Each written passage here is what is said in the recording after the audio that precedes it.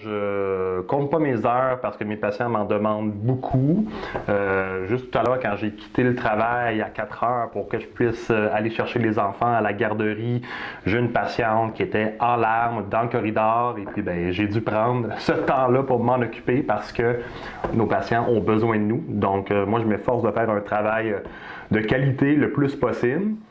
Le gouvernement agit donc avec rigueur et demande à tous, à tout le monde, évidemment incluant aussi les employés de l'État, de faire leur part.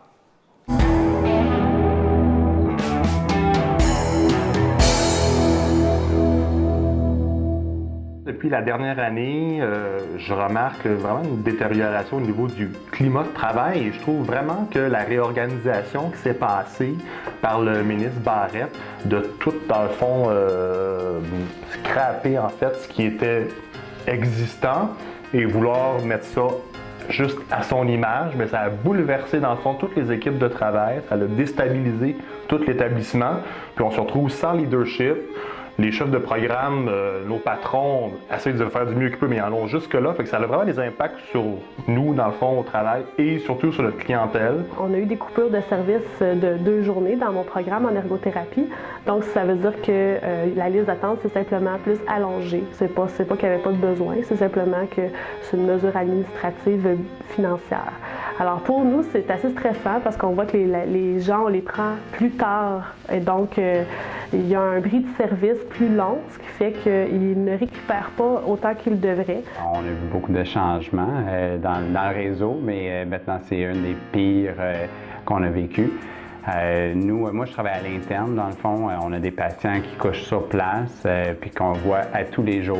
Donc, aussitôt qu'il y a un de nos collègues qui est absent, ils ne sont pas remplacés. Ça nous surcharge. Puis c'est pas juste une journée ici et là, c'est même les vacances, des périodes de 3-4 semaines des fois, où est-ce qu'on est 2 personnes pour prendre la charge de 3.